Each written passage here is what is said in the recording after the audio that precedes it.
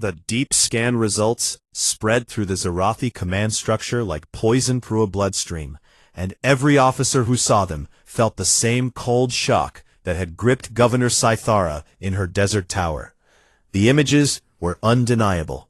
Beneath the surface of the planet that they had dismissed as primitive and helpless, there lay a military infrastructure so vast and so carefully hidden that it defied everything the Zarathi believed about young civilizations.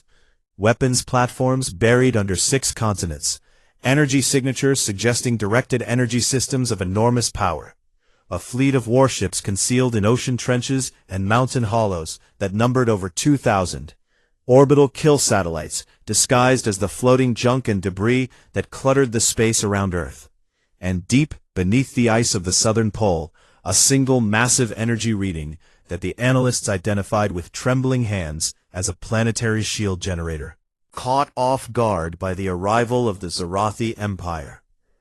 The humans had been waiting for it.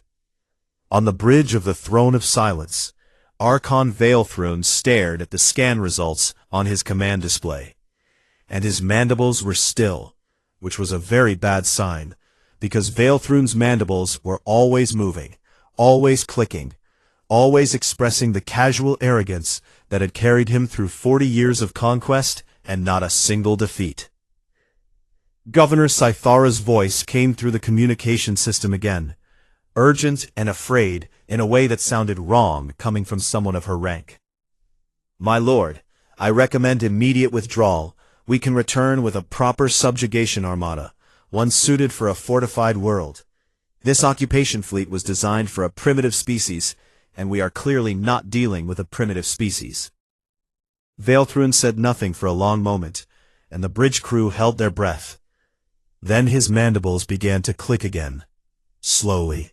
First, then faster, and he straightened in his command chair, and his black eyes burned with something that was not fear, but fury. He had conquered 43 worlds in his career. He had broken species that were older than the Zarathi themselves. He had earned his title of Archon through blood and fire, and he had never, not once, turned his ships around and run from a fight. He was not about to start now. Not because of some backwater species on a tiny blue rock in a forgotten corner of the galaxy. "No," he said, and his voice was sharp as broken glass. "We do not retreat from insects with delusions. All ships to attack formation, full fleet engagement. I want that planet burning within the hour." "My lord," Sithara tried again, "the scan data suggests—" "I have seen the scan data," Veilthrun interrupted. "They have weapons and ships. So does every species we have crushed. The fact that they hid them simply means they are cowards as well as fools." "Formation commanders, bring the full armada to bear. We end this now." 12,000 warships began to move into attack formation, their engines blazing like angry stars against the black void, and the largest military force the Zarathi had deployed in over a century turned its full attention toward the small blue world below. In the bunker beneath the Alps, Amara Osei watched the fleet reposition on her tactical display, and she felt no surprise, because she had expected exactly this. She had studied the Zarathi for years, studied their psychology and their history and their patterns of behavior, and she knew that an Archon like Veilthrun would never retreat from what he would see as a challenge to his pride. She had counted on it. "They are moving into attack formation," General Chen reported. "We estimate full engagement readiness in approximately 90 minutes.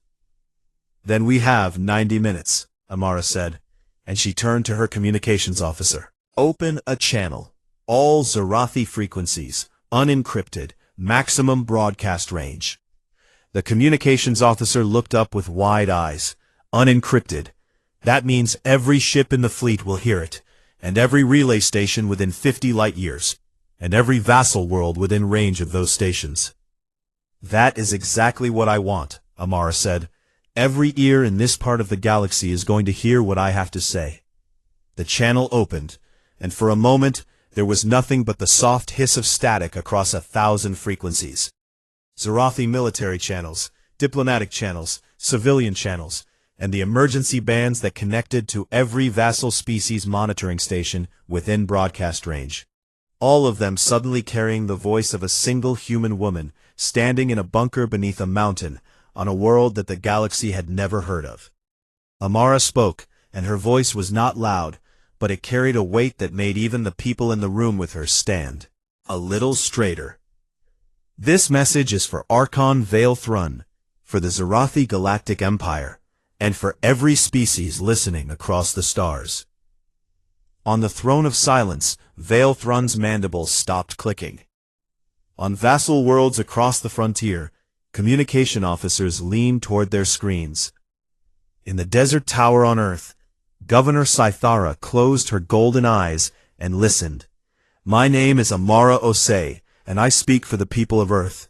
3 days ago you came to our world without invitation and without warning. You told us to kneel. You told us that our planet, our home, the world where our children were born and where our ancestors are buried, now belongs to you, and you expected us to simply accept this. She paused, and the silence across every frequency was absolute. We did not accept it. We have never accepted it. What you mistook for submission was patience, and what you mistook for weakness was a choice. We wanted to give you a chance to leave peacefully. That chance is now being offered for the last time. On the bridge of every Zarathi warship, officers exchanged uneasy glances. No species had ever spoken to the Empire like this. Not once in 12,000 years. Here are our terms, Amara continued, and her voice hardened into something that sounded less like a diplomat and more like a hammer falling on an anvil. You will withdraw every ship, every soldier, and every drone from our solar system within 6 hours. You will broadcast to your entire empire that the planet Earth is sovereign territory, and that any future incursion will be met with total and overwhelming force. And you will release every vassal species within 200 light-years of our borders from their obligations to your empire, effective immediately. Vale Thrun's officers stared at their consoles in disbelief. The human was not just demanding the Empire leave Earth, she was demanding they free hundreds of worlds. It was insanity. It was arrogance beyond anything they had ever encountered. But Amara was not finished. If you refuse these terms, hear me clearly. We will not simply defeat your fleet. We will dismantle your empire, world by world, system by system, until the very name, Zarathi, is nothing more than a cautionary tale whispered by frightened children in the dark corners of the galaxy. You came here believing you were predators, and we were prey. You were wrong. You have 6 hours. This is not a request, and it is not a negotiation. It is the only warning you will ever receive. The transmission ended, and silence fell across the stars like a held breath. On a dozen vassal worlds, the recording was already being copied and shared and whispered about in hidden rooms where oppressed species gathered in secret. A species no one had ever heard of had just told the Zarathi Empire to release its grip on the galaxy, and the impossible audacity of it lit something in the hearts of creatures who had not felt hope in generations. On the throne of silence, Vale Thrun sat in that silence for 10 long seconds, and then he began to laugh. A harsh clicking sound that echoed through the bridge. Brave, he said, almost admiringly. Stupid, but brave. All ships, attack formation confirmed. Weapons free on my command. Burn that world to glass. The armada surged forward, 12,000 warships accelerating toward Earth, with every weapon charging and every shield at full power. And from the outside, it must have looked like the end of humanity, an unstoppable wave of destruction bearing down on a single fragile world. In the bunker, Amara watched them come, and she felt no fear, because fear was something she had used up long ago in places far less important than this. She turned to General Chen and to the admirals and commanders who stood ready at their stations, the men and women who had trained for this moment for decades, who had built the weapons and the ships and the plans that were about to be unleashed upon the galaxy. PP, they chose poorly, she said quietly. Then, she gave the order that changed everything. Light them up. 5 years after the Battle of Earth, the galaxy was a different place, and the change had come so fast that historians would spend generations arguing about whether it was humanity that broke the old order, or whether the old order had been ready to break all along, and humanity had simply been the hand that pushed the first stone. The Zarathi Empire, which had ruled the Orion Arm for 12,000 years with an iron grip that no species had ever challenged, was fractured beyond repair. The rebellion that Amara OC had ignited with her broadcast did not burn slowly. It burned like a wildfire, fed by centuries of stored rage. Within weeks of the Battle of Earth, uprisings had erupted on dozens of vassal worlds, as species that had lived under the boot of the Empire for generations saw the footage of 12,000 Zarathi warships being torn apart by a single planet, and realized that the thing they had believed was impossible was not impossible at all. Months, over 300 vassal species had declared independence. Within 2 years, that number had risen to 800.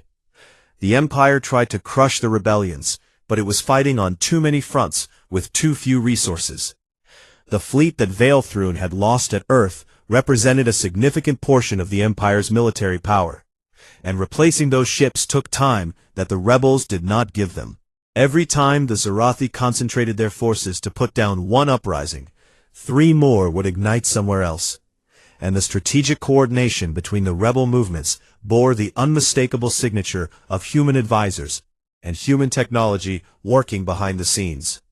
Because humanity had not sat idle after the battle, Amara Ose understood something fundamental about power that the Zarathi had never learned. True strength was not about how many worlds you could conquer, but about how many allies you could earn. And in the months after the battle, she sent envoys to every vassal species that would receive them, not with demands or conditions, but with a simple offer. We will help you free yourselves. We ask nothing in return, except your friendship. It was an offer that the galaxy had never heard before, and many species were suspicious of it, because the only framework they had for understanding power was the Zarathi model of domination and extraction. Surely the humans wanted something. Surely there was a price. Surely this was just another form of empire wearing a kinder mask. But the humans proved them wrong again and again. Human engineers helped rebuild shattered infrastructure on liberated worlds. Human doctors brought medical knowledge that saved millions of lives. Human diplomats sat patiently in rooms full of species that had every reason to distrust outsiders.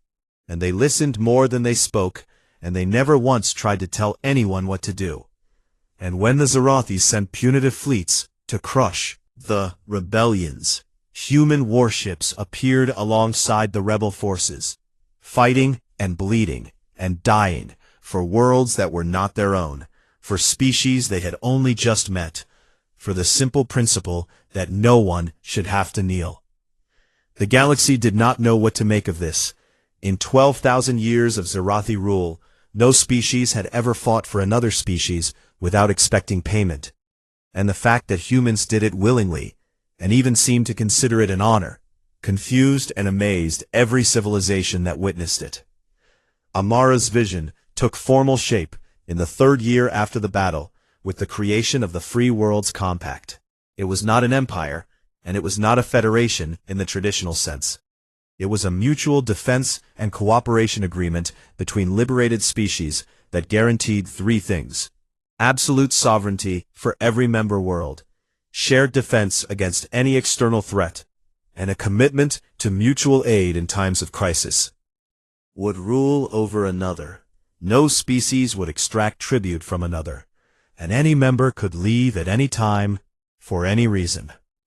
Humanity was the compact's strongest member, but Amara insisted that humans would hold no special authority within it.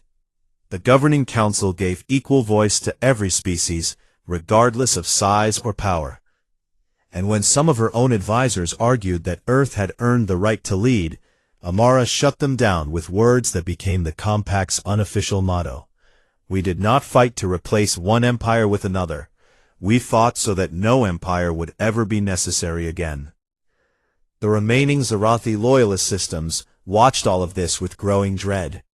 The core worlds of the empire, the ancient homeworlds and fortress systems that had been the seat of Zarathi power since before most member species had developed writing, still held together, but they were a shadow of what they had been.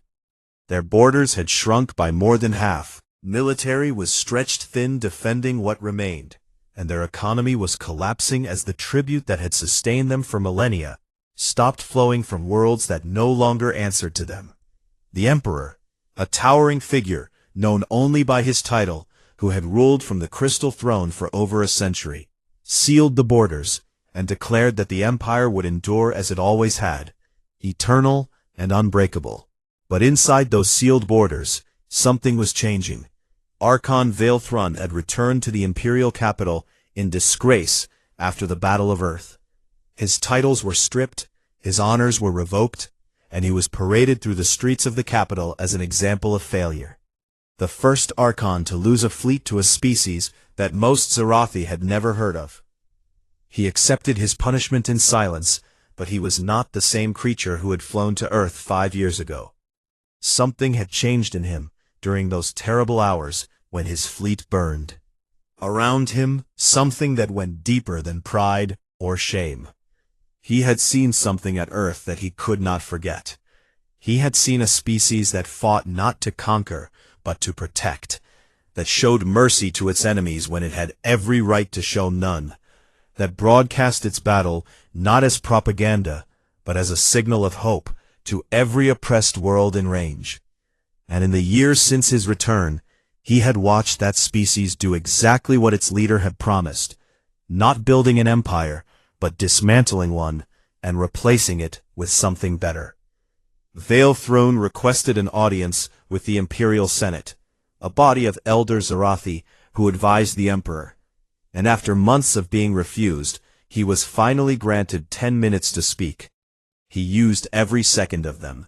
He stood before the assembled senators, stripped of his armor and his rank, wearing the plain gray robes of a disgraced officer, and he told them the truth that none of them wanted to hear.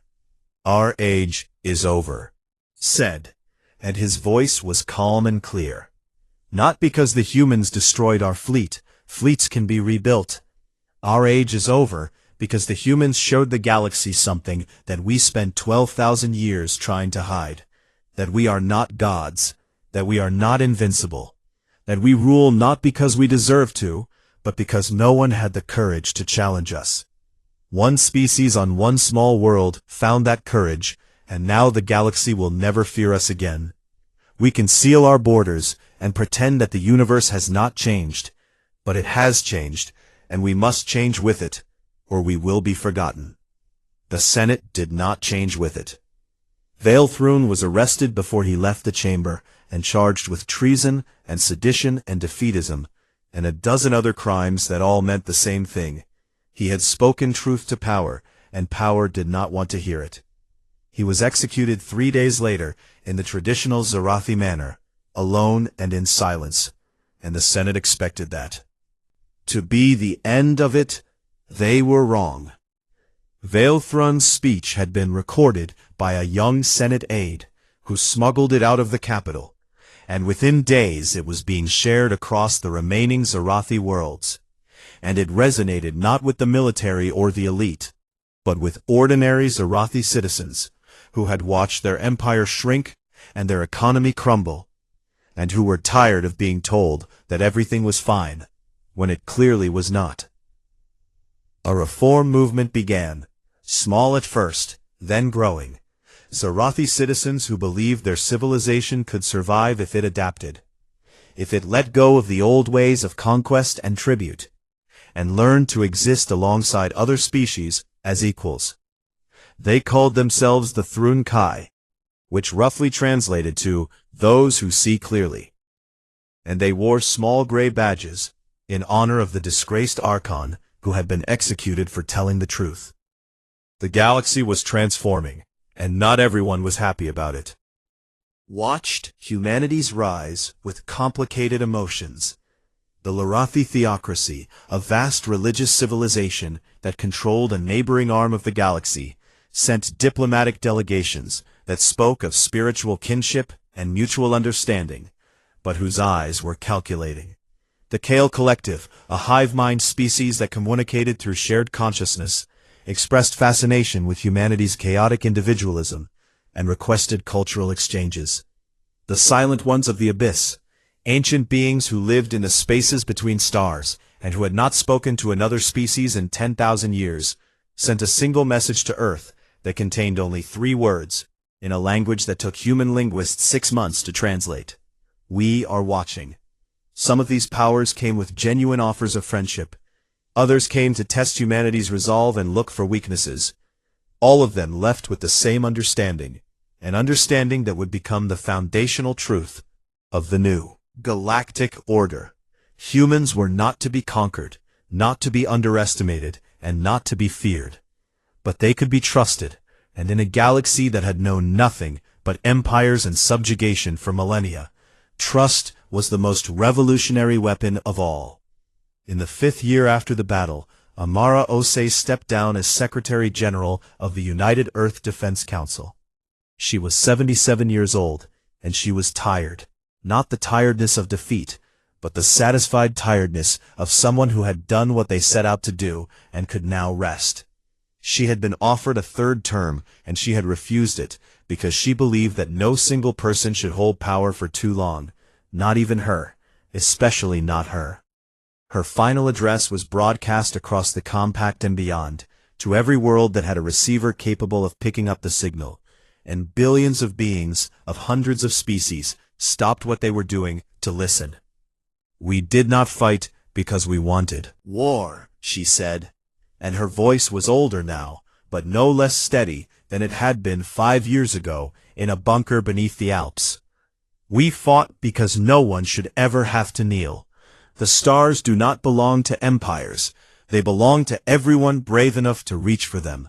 What we have built together, this compact, this alliance of free worlds, is not perfect, and it never will be, but it is honest, and it is just, and it is ours, all of ours. Protect it, nurture it, and never let anyone tell you that freedom is too expensive, or too difficult, or too dangerous. It is the only thing worth fighting for.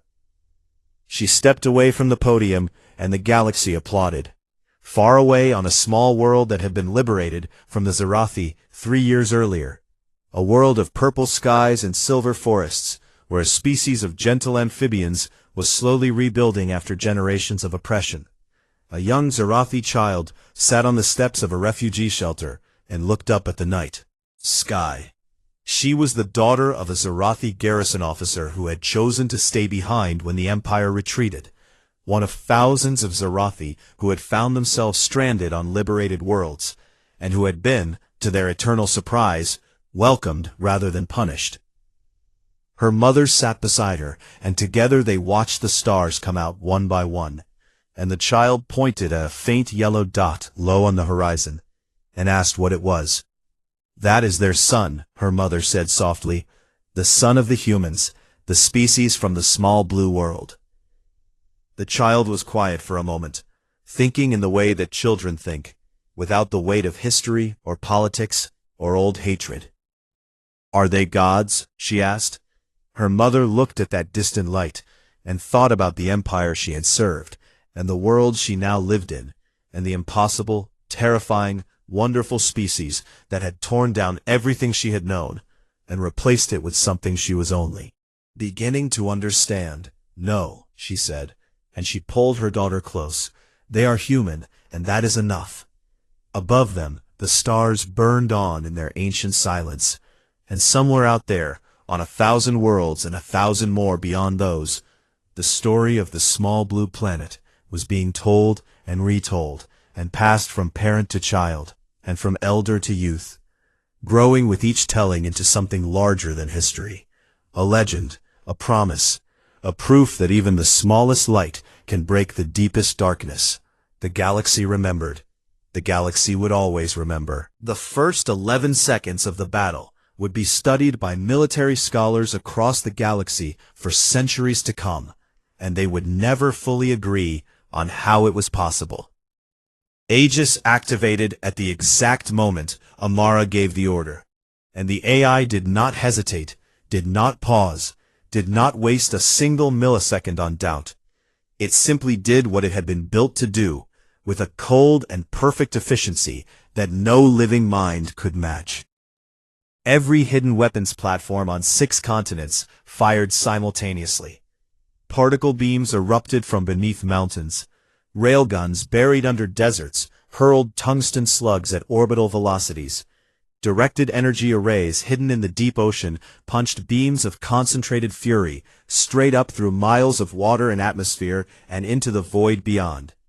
And from beneath the ice of Antarctica, the planetary shield generator roared to life, wrapping the Earth in a shimmering barrier of energy that turned the planet into an unbreakable fortress.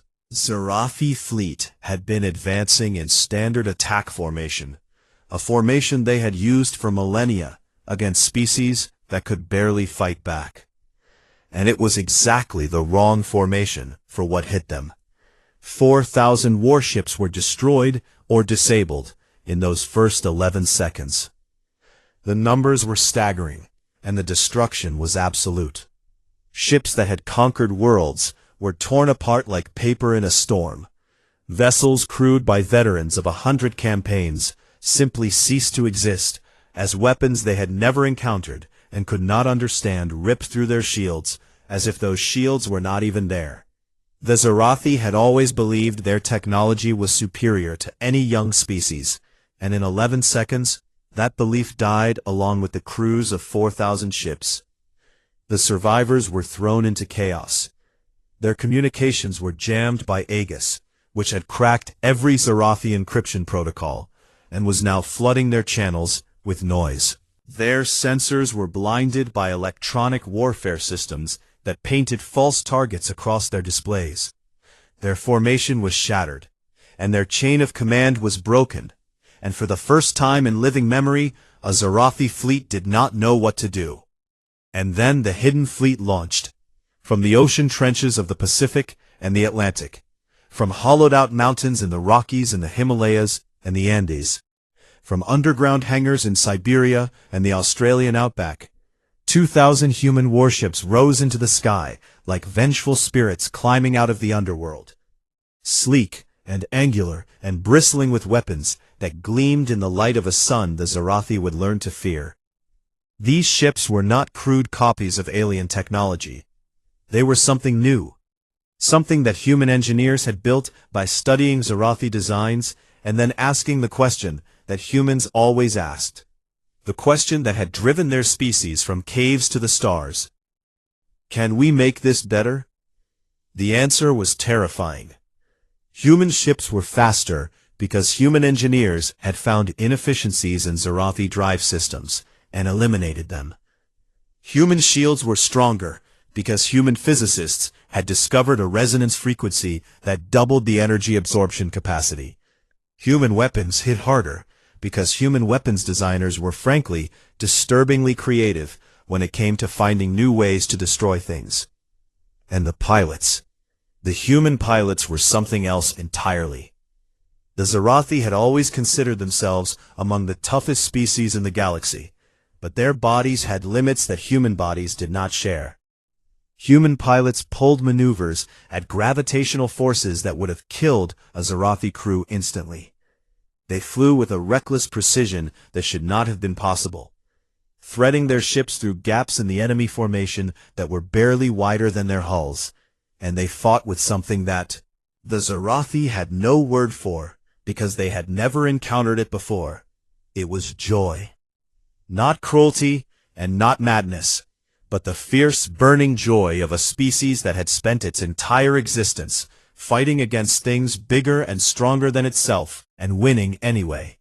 The joy of the underdog that refuses to stay down.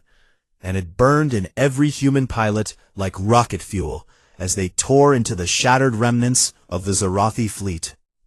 On the ground, the story was the same. The 200,000 Zarathi occupation troops had been spread across the planet in garrison positions designed to control a compliant population. not to fight a war. And when the hidden human military forces emerged from their concealment, the result was not a battle, but a reckoning. Human soldiers were augmented with powered exoskeletons and neural-linked targeting systems, and they were connected to Aegis, which fed them real-time tactical data on every enemy position.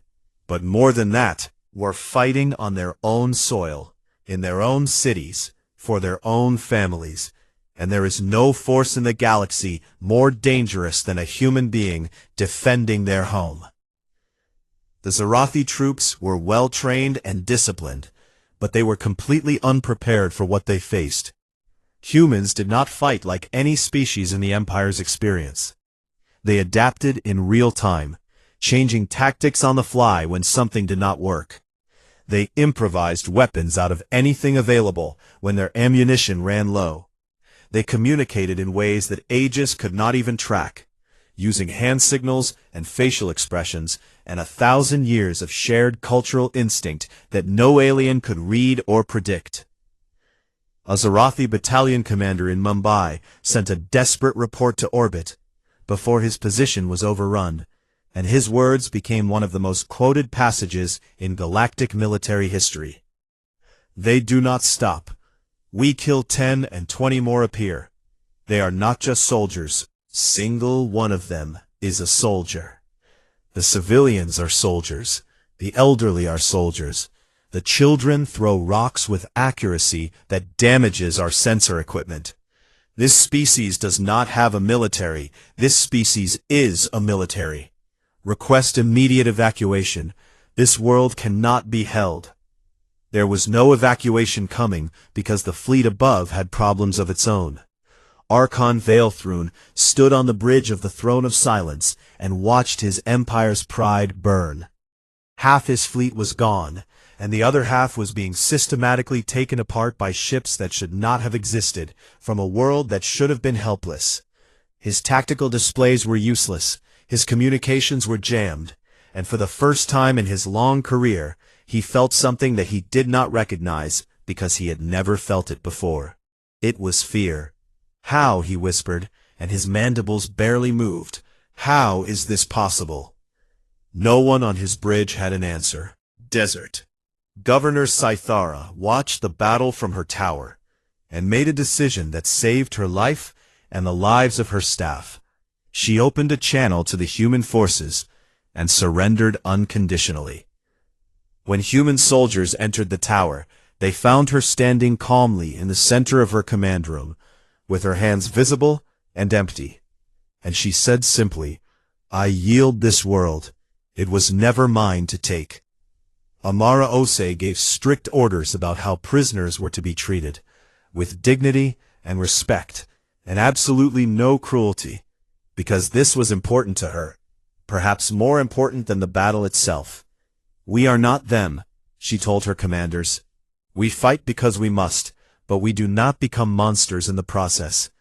Every prisoner is to be fed and sheltered, and their wounded are to receive medical care. The galaxy is watching, and they will see not just how we fight, but how we win." And the galaxy was indeed watching. Aegis had been broadcasting the entire battle on every frequency it could reach, every angle, every engagement, every moment of the fight, and the signal was being received on hundreds of worlds across the Zarathi frontier, vassal planets where oppressed species watched with wide eyes as a single world tore apart the fleet that had enslaved them. The message was not subtle, and it did not need to be.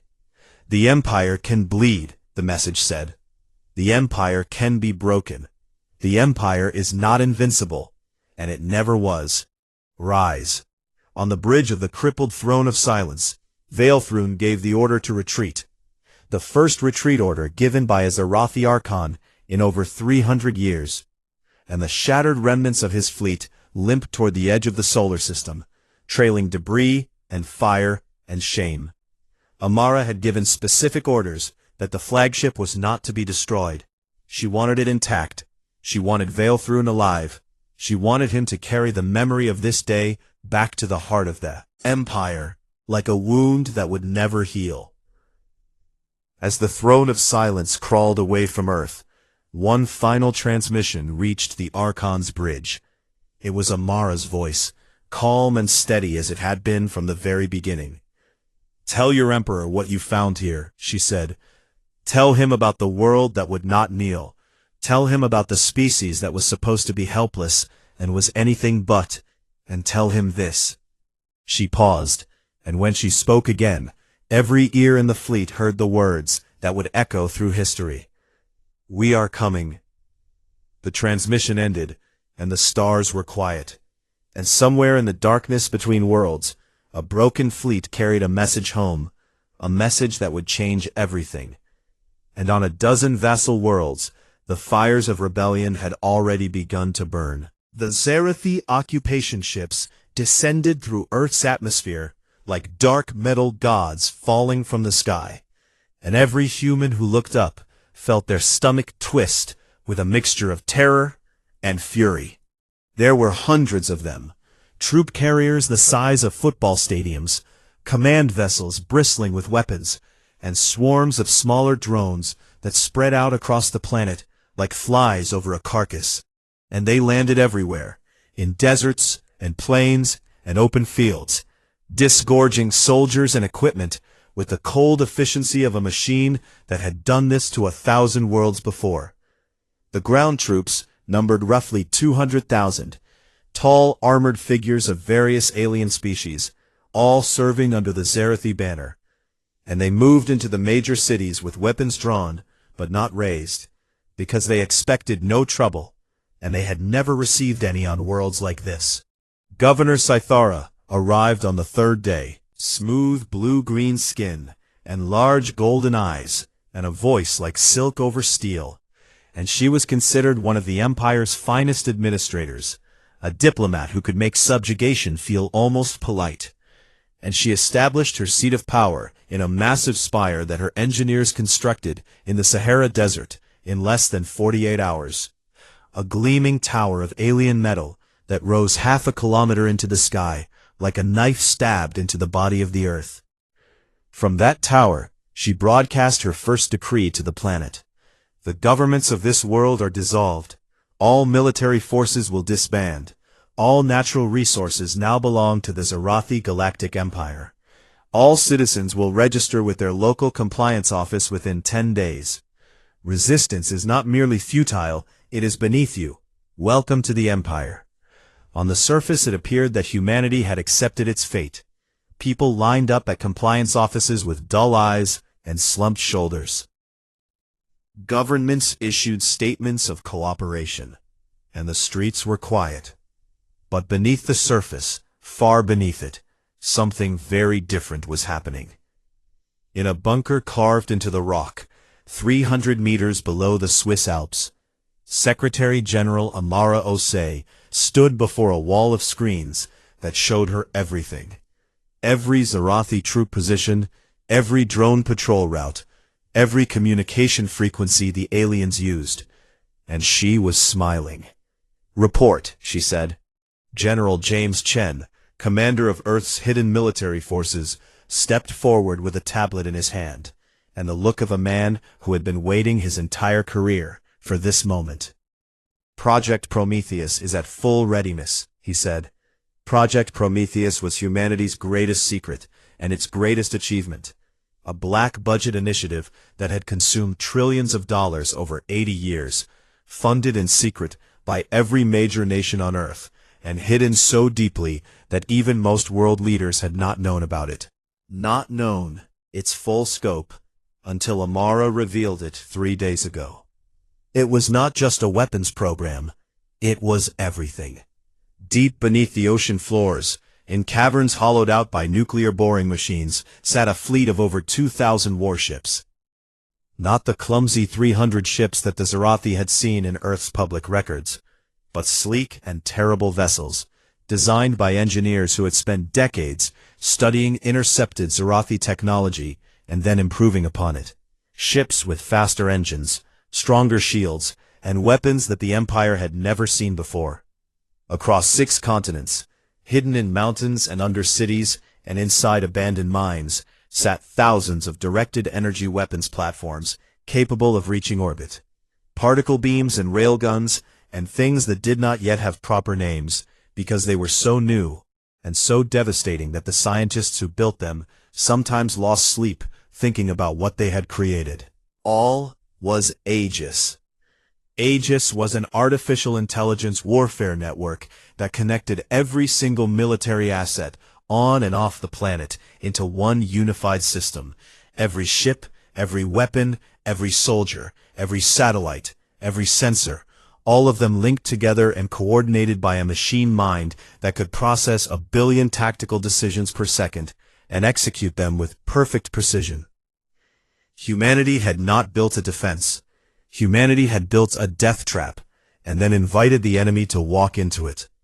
The Zarathi are blind, Chen continued.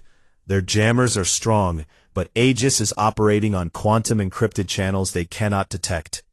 We have full awareness of their forces, and they have zero awareness of ours.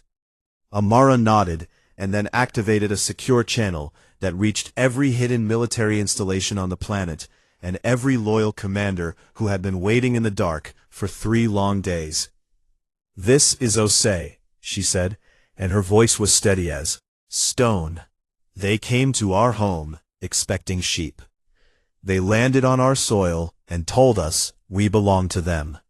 They looked at our children and saw property.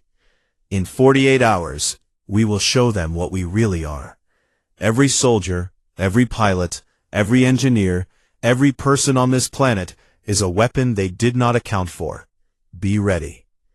The channel closed, and the waiting continued, but now it was a different kind of waiting. Not the helpless waiting of prey, but the patient waiting of a predator watching its target move closer and closer to the kill zone. Meanwhile, on the surface, the Zarathi were beginning to notice things that did not make sense. Their drones kept malfunctioning in certain cities. Nothing dramatic, just minor glitches that the technicians could not explain. Patrol routes that should have been clear were blocked by accidents and construction that always seemed to happen at the worst possible time.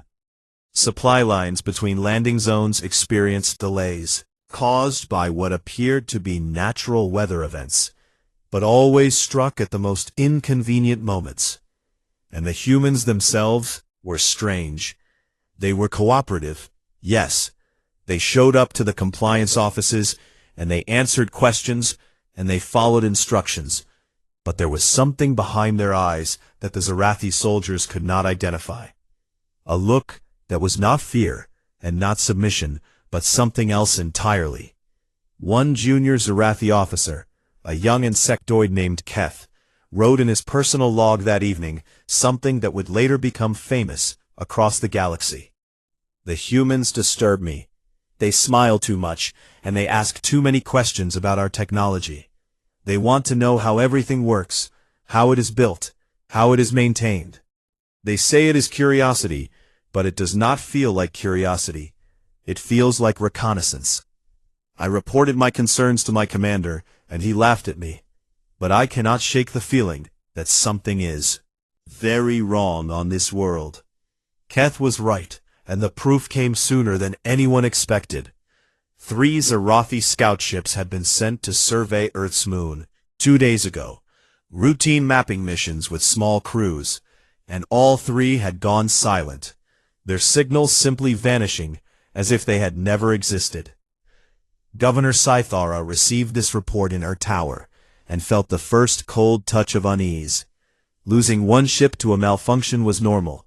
Losing 3 was not, and she made a decision that would change everything. She ordered a deep scan of the planet, not the casual surface sweep that the initial fleet had performed, but a full, penetrating scan that would reveal everything hidden beneath the surface of the Earth. The scan took 4 hours, and when the results appeared on her screen, Scythara felt her blood go cold in a way it had never gone cold before in her long and distinguished career. The images showed weapons, thousands of them, buried under mountains and oceans and ice, and ships, so many ships, waiting in the dark like sleeping predators. and a network of energy signatures so vast and so powerful that it dwarfed anything the occupation fleet carried. She reached for her communicator with shaking hands and sent an emergency transmission to Archon Vilthrun on the flagship above. "My lord," she said, and her voice cracked for the first time in her life. "This is not a subjugation target. This world is not what we thought it was. We have made a terrible mistake." She paused, and then spoke the words that would echo through Zarathi military history for centuries. "This is a trap." The year was 2097, and the people of Earth had no idea that their entire world was about to change forever. It started on a Tuesday morning, when every screen on the planet went dark at the same time. Every phone, every television, every computer, every billboard in every city across every continent, all of them flickered and then displayed the same image. It was a face, but not a human face. The creature was tall and insectoid, with gleaming black eyes that reflected no light, and mandibles that clicked together as it spoke in a voice that somehow translated itself into every language on Earth at the same time. "I am Archon Vilthrun of the Zarathi Galactic Empire," the creature said, "and your world now belongs to us." The message was simple and brutal, and left no room for misunderstanding. Humanity had one planetary rotation, roughly 24 hours, to surrender completely and accept their new role as a tributary species of the Empire, or the Armada of 12,000 warships currently sitting beyond the orbit of Jupiter would reduce Earth to a burned and broken rock. Panic spread like fire through dry grass. In New York, people flooded the streets, screaming and crying and looking up at the sky as if they could see the alien ships from the ground. In Tokyo, the trains stopped running for the first time in decades. In Lagos and London and Sao Paulo and Cairo, the story was the same. Pure, raw terror gripping the hearts of 8 billion people who had just learned they were not alone in the universe and that the universe was not friendly. Within the hour, every world leader was scrambling to respond, and emergency sessions were called in every capital, and the newly built United Earth Defense Council headquarters in Geneva became the center of the storm. Generals and admirals and defense ministers filled the war room with grim faces and even grimmer numbers. Earth had a fledgling space fleet of roughly 300 ships, built over the past few decades as humanity had slowly pushed out into the solar system. 300 ships against 12,000 was not a battle. It was a joke, and every military mind in the room knew it. "We cannot fight them," said the Russian defense minister, his voice flat and defeated. "We cannot run either," said the American chairman of the Joint Chiefs. "Then we surrender," said the French president, and the room erupted into shouting. But one person in that room did not shout, and did not argue, and did not panic. Secretary General Amara Osei sat at the head of the long table, with her hands folded calmly in front of her, and she waited for the noise to die down. She was a woman of 62 years with silver hair cut short, and deep brown skin, and eyes that had seen things that would break most people. She had been a combat engineer in 3 different conflicts before turning to politics, and she had built bridges under gunfire, defused bombs with steady hands, and she had never once in her life made a decision out of fear. When the room finally quieted, she spoke. "Have they scanned us yet?" The question hung in the air like smoke, and for a moment no one understood what she was asking. "What do you mean?" asked the British Prime Minister. "I mean, have they actually looked at what we have? Have they sent probes into our atmosphere? Have they scanned our military installations? Have they measured our technology? Or did they just show up and assume we would fold?" The room went silent as the intelligence analysts scrambled through their data, and the answer came back within minutes. The Zarathi had not conducted any deep scans of Earth. They had sent what appeared to be a standard subjugation fleet, the kind they used on pre-spacefaring civilizations, and their entire approach suggested they believed humanity was primitive and helpless, and not worth the effort of a proper scan. Assessment. Amara smiled, and it was not a warm smile. "They do not know what we are," she said quietly. She stood up and looked around the room at the most powerful people on the planet, and she told them something that most of them did not know, something that had been classified at the highest levels of secrecy for over 50 years. 80 years ago, long before the Zorathi arrived, Earth's deep space listening stations had intercepted alien signals, encrypted transmissions that took decades to decode, and when they were finally decoded, they revealed the existence of the Zorathi Empire and its method of expansion. Find a world, demand surrender, crush any resistance, and move on to the next. Earth's governments had known this day was coming for a very long time, and they had prepared. But Amara did not reveal what that preparation looked like, not yet, because the most important thing right now was not what humanity had built in secret, but what humanity showed on the surface. "We go dark," Amara said, and her voice carried the weight of absolute authority. "Every military asset goes underground or powers down. Every orbital station shuts off its systems. Every weapon is hidden. Every ship is concealed. We show them nothing. We tell them nothing. We let them believe exactly what they already believe, that we are small and weak and afraid." "You want us to play dead?" asked the Chinese general with disbelief in his voice. "I want us to play smart," Amara replied. "A wolf does not bare its teeth at the hunter from a distance. It waits in the tall grass until the hunter is close enough to touch." The order went out within the hour, and Earth went dark. Military bases shut down their visible operations, orbital platforms powered off their systems, and drifted like dead metal in space. Communications switched to buried hardlines that no alien sensor could detect, and 8 million people were told, through emergency broadcasts, to stay calm and wait. It was the hardest thing humanity had ever done. To look into the face of annihilation and choose to do nothing. To swallow their pride and their rage and their fear, and simply wait. But they did it because Amara asked them to, and because somewhere deep in the bones of every human being, there was an instinct that understood. Sometimes the strongest thing you can do is let your enemy believe you are weak. On the bridge of his flagship, the Throne of Silence, Archon Vale Thrune watched the readings from Earth and saw a world that had gone quiet.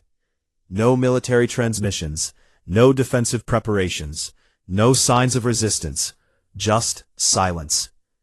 His mandibles clicked together in satisfaction, and he turned to his second-in-command with something that might have been a smile. "Another world that knows its place," he said with casual contempt. "Send the occupation fleet forward. This will be finished before the next cycle." The occupation ships began to move toward Earth. Massive carriers filled with soldiers and administrators and the machinery of subjugation. And Vale Thrune watched them go with the boredom of a predator who had done this 1,000 times before. He had no idea what was waiting for him. He had no idea that the quiet blue world ahead of him was not a lamb waiting for slaughter, but a trap waiting to be sprung. That beneath its oceans, and inside its mountains, and buried under its frozen poles, there was something that would shake the foundations of his empire, and change the galaxy forever. But he would learn. They would all learn.